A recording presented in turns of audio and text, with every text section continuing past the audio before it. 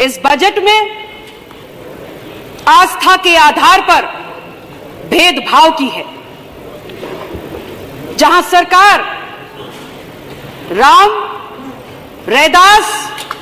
वाल्मीकि के नाम पर धन देने की घोषणा कर रही है, तो क्या अन्य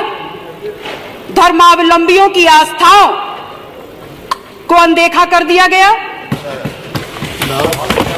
माननीय अध्यक्ष महोदय,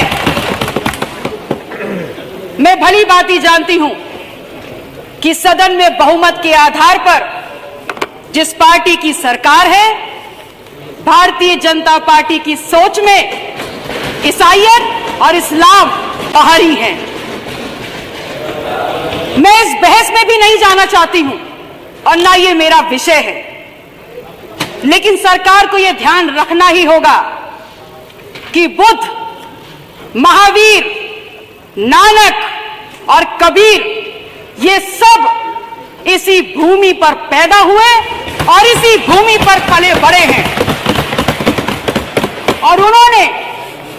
समग्र मनुष्यता के उत्थान और कल्याण के लिए अपना पूरा जीवन समर्पित कर दिया। वो इस भूमि पर उदाहरण हैं, ऐसे उदाहरण हैं जिन्होंने मनुष्यता से देवत्व तक का सफर तय किया और शिखर तक पहुंचे। जितनी ये भूमि उत्तर प्रदेश की बुद्ध की है, महावीर की है, नानक से संबंधित है, कबीर की है, इस भूमि पर करोड़ों करोड़ लोगों की आस्था इन भगवानों में भी है। अतः सरकार को और सरकार का ध्यान इस ओर आकृष्ट कराना चाहती हूं कि यदि वो धार्मिक तुष्टीकरण करती है तो बुद्ध, महावीर, नानक, कबीर के अनुयायियों का भी करे। माननीय अध्यक्ष महोदय जी, मैं आपके माध्यम से सरकार से यह भी कहना चाहती हूं कि सरकार ने जनादेश का अपमान किया है। लोकतंत्र में जनादेश अनिवार्य सत्य है और 5 साल के कार्यकाल के बाद जिसको जनता ने नकार दिया, उसे सरकार में दोबारा लाया जाना भी जनादेश का अपमान है। यह बताना चाहूंगी कि जिसकी अपनी जमीन ना हो वह दूसरों की जमीन की बात ना करे और अपनी भाषा और अपना वर्ताव विनम्र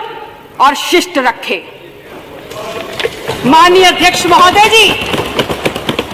मैं आपके माध्यम से सरकार से कहना चाहूंगी कि भगवान बुद्ध की भी करोड़ों के लोगों में आस्था है और आप और हम सब ये देख रहे हैं कि आज हमारे देश के प्रधानमंत्री माननीय नरेंद्र मोदी जी को भी भगवान बुद्ध की शरण में जाना पड़ा है। मैं जिस जिले में ब्याह कर गई हूं और जिस जिले ने मुझे चुनकर सम्मान देकर इस सदन में भेजने का काम किया है और जिस जनपद की भूमि भगवान बुद्ध की महत्ता और महानता का यशोगान करती है, उसका नाम